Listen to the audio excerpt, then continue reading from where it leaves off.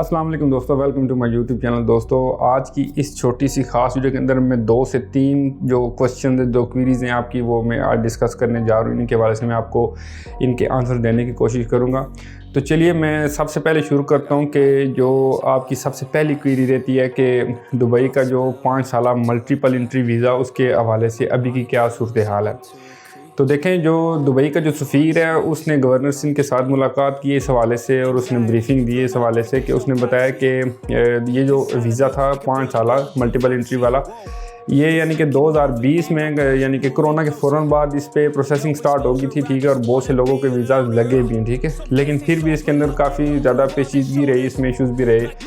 तो अभी की जो ख़ास किस्म की इनकी गुफ्तगू हुई है इस हवाले से, ठीक है, उसमें क्या ख़ास अलग बात हुई है। देखें, जो दुबई का सफ़ीर था इसने बताया कि अभी के लिए ना हम पाकिस्तानियों के लिए ना तकरीबन 1 लाख यानी कि वीज़ा का कोटा जो हम रख रहे हैं, ठीक है। अब यहाँ पे जो सबसे ज़्यादा इम्पॉर्टेंट बात है वो ये है कि अब उन 1 लाख पाकिस्तानियों में कौन से लोग शुमार होंगे, ये मेन चीज़ है, ये मेन जो चीज़ मैटर करती है। अब ये बात समझने वाले देखें,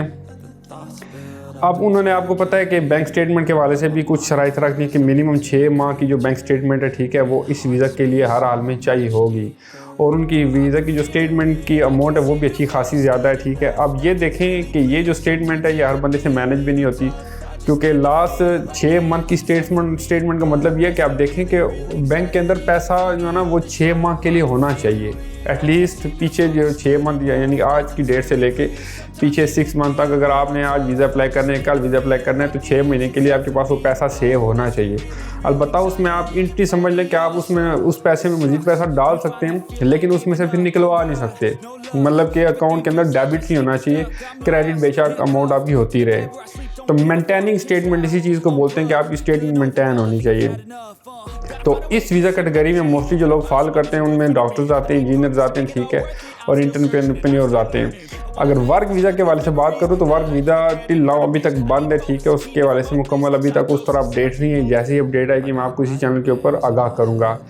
तीसरे नंबर पे अगर मैं आपको बताऊं कि उनकी जो राइट नाउ जो पॉलिसी चल रही है, ठीक है, वीज़ा के हवाले से, वो काफ़ी ज़्यादा स्ट्रिक्ट हुई पड़ी है, क्योंकि बहुत से, आपको पता है कि अभी कुछ जो है ना बंदे ऐसे वहाँ पे मौजूद थे जिन्होंने कुछ ऐसे काम किए हैं, कुछ ट्रैवल एजेंट्स ने काम ख़राब किया पड़ा है, क्योंकि ट्रैवल एजेंट्स ना वीज़ा की जो फीसेज हैं, ठीक है, वो अब देखें जो हमारे सादे लोग इनको तो पता नहीं होता। मैं बहुत जल्दी आपको ये जो वीज़ा फीसेज के हवाले से ये जो सारी मालूमात है ना, ये मैं आने वाली वीडियो के अंदर बहुत जल्दी मैं बनाऊँगा। मैं ये नहीं कह रहा कि मैं नेक्स्ट वीडियो के अंदर बताऊंगा, मैं बहुत जल्दी इस वाले से आपको अपडेट दूंगा, ठीक है, और रेगुलर मुकम्मल आपको मैं मालूमात दूंगा कि असल में जो वीज़ा फीसेस होती हैं वो कितनी होती हैं, ये ट्रैवल एजेंट्स क्या कर रहे हैं। देखें, उनकी जो हुकूमत है उनको पता चल गया है कि हमारे जो ट्रैवल एजेंट्स हैं, ठीक है, वो अपने मुल्क के बंदों के साथ ही इतना ज़्यादा फ्रॉड करते हैं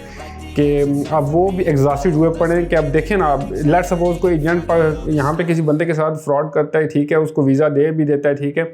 और वहाँ पे वो जाते हैं, वो काम करते हैं, फिर उनके बाद वहाँ पे उनकी किसी किस्म की कोई भी ऐसी गुफ्तगू जो यहाँ पे जिस एजेंट के साथ हुई थी, वो वहाँ पे अब एक बात यहाँ ये भी याद रख लें। देखें, जब आप यहाँ से कभी किसी से वीज़ा लेते हैं ना, ठीक है, इधर बैठ के आपने किसी से बात की, आपके चाचा ताया मामू जो भी हैं, उन्होंने आगे किसी एजेंट से बात की, इधर उनके पास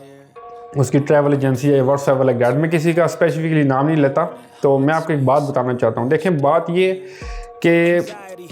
यहाँ पे जिस आपने जब वीज़ा किसी से लेना है ना, ठीक है, ये होगा आपका यहाँ वाला एजेंट, ठीक है। जब आप उधर पहुँच जाते हैं तो ये बात याद रख लें कि मोस्टली 80 से 90% केसेस में ऐसा होता है कि वहाँ पे भी एक आगे एजेंट बैठा होता है, ठीक है। अब यहाँ पे ऐसे हमारे ऐसे सादे लोग, अल्लाह उनका भला करे, इनको अपने जो है ना वो उसको क्या बोलते हैं, जो एग्रीमेंट होता है उसके बारे में पता ही नहीं होता।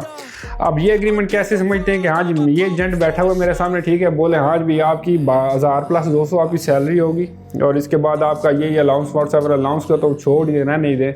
ये आपकी रिहाइशरी होगी, ठीक है, व्हाट्सएप लाइक दैट, इस तरह कह के सैलरी, मजबूर लोग हैं हमारे, ठीक है, बस वो आप समझ लें कि एजेंसियों में पैसे दे के फंस जाते हैं। इसके बाद वो फिर उनके साथ तल्ख तलाक में बात भी नहीं कर सकते, अपने राइट्स के वजह से ज़्यादा पूछ भी नहीं सकते। कुछ लोग तो अल्लाह भला करे इतने डरते हैं, कहते हैं सर हमें बस किसी तरीके से भिजवा दें। ओ भाई, सिर्फ बात भिजवाने की नहीं होती, आप समझें कि ये बहुत सेंसिटिव केस होता है, ठीक है। अब यहाँ पे जो पाकिस्तानी एजेंटों ने जितना भी फ्रॉड किया ना, ठीक है, अब वहाँ पे जब ये लोग हमारे जाते हैं तो वहाँ पे कोई भी फिर गलत काम करते हैं, जब पकड़े जाते हैं, ठीक है, जब पुलिस इनको हिरासत में लेती है तो वो फिर कहते हैं जी हमारे एजेंट ने हमारे साथ क्या किया है, फ्रॉड किया है। अब वहाँ की जो हुकूमत है उनको फिर पता चल गया कि यार ये लोग इस तरह काम कर रहे हैं, वहाँ उनके अपने एजेंट्स जो बैठे हुए हैं ठीक है मुल्क के अंदर वो इस तरह काम कर रहे हैं, तो उन्होंने क्या किया फिर वीज़ा के ऊपर पाबंदी लगाई है। दूसरी मेजर रीज़न आपको पता है कि वो क्या करते हैं, वो बैगिंग के वाले से वो डिस्कशन सारी होती है जिसके बाद वो सारा काम ख़राब हुआ पड़ा है। मल्टीपल एंट्री के वाले से मैंने आपको यहाँ पे अपडेट दी ठीक है, और वीज़ा के वाले से मैंने भी राइट में छोटी सी आपको अपडेट दे दी ठीक है। आपने ये चीज़ें अपने ज़हन में रखनी है, आपको अपना एग्रीमेंट लेटर आपको पता होना चाहिए, आपको पता होना चाहिए कि आपके एग्रीमेंट के ऊपर क्या शराइत लिखी हुई ठीक है। और आप जो नेक्स्ट जिस जगह पे जा रहे हैं क्या वो कंपनी है, वो कंपनी की भी आप बहुत सी, अब मैं आपको क्या बताऊँ, कंपनी भी हमारे लोगों को समझ ही नहीं होती कि कंपनी बोलते किस चीज़ को है ठीक है। आने वाली वीडियोज़ के अंदर मैं सारी आपको ये ब्रीफिंग दूँगा, आपको बताऊँगा जैसे यहाँ पे ठेकेदारी निज़ाम होता है ठीक है। एक ठेकेदार होता है उसके पास 6 से 7 मजदूर होते हैं या 10 मजदूर होते हैं, या एक उसके पास अपनी एक टीम होती है 10-15 बंदों की ठीक है। इसी तरह वहाँ पे अगर कोई ऐसा बंदा है जिसके पास ट्रेड लाइसेंस है, 10-15 लोग उसके पास काम कर रहे हैं, तो वो भी एक कंपनी कंसीडर होती है। तो चलिए मैं वीडियो को ज़्यादा लेंथी नहीं बना रहा, मैंने यहाँ पे आपको छोटी सी बस ये अपडेट्स देनी थी एक दो। आने वाले फ्यूचर वीडियोज़ के अंदर बहुत से लोगों की जो क्वेरीज़ रहती हैं ठीक है वो मैं एक एक करके डिस्कस करूँगा ठीक है। आपने चैनल को सब्सक्राइब करना है, वीडियो को लाइक करना है। यही इसी किस्म के वाले से यानी कि ट्रैवलिंग के वाले से, वीज़ा के वाले से सारी अपडेट्स मैं आपको इसी चैनल के ऊपर दूंगा। अपना बहुत सा ख्याल रखें, चैनल को ज़रूर सब्सक्राइब करें, वीडियो को लाइक करें और शेयर करें, अपने दोस्तों तक पहुँचाएँ। मैं बहुत जल्दी यानी कि एक्सप्लेनेटरी वीडियोस बनाऊंगा ठीक है, आपको बहुत ज़्यादा सीखने को मिलेगा। आप यानी कि आप अगर आप मेरी वीडियोस को रेगुलरली देखेंगे तो आपको आइडिया हो जाएगा कि नेक्स्ट जब भी मैंने वीज़ा लेना है ठीक है, तो मैंने वीज़ा लेते हुए किन चीज़ों को ख्याल रखना है ठीक है, और मुझे क्या मेरे राइट्स हैं क्वेश्चंस के। मैं जब अपना वीज़ा लेने के लिए प्रोसेसिंग के लिए जाऊँ किसी एजेंट के पास तो मुझे ये क्वेश्चन उससे पूछने हैं। इससे आपका बहुत टाइम भी बचेगा, आपका पैसा भी बचेगा ठीक है, और आप सबसे बड़ी बात आप खुद भी सेव रहेंगे। चलिए फिर मिलता हूँ नेक्स्ट वीडियो में, अपना बहुत सा ख्याल रखें। अल्लाह हाफिज़।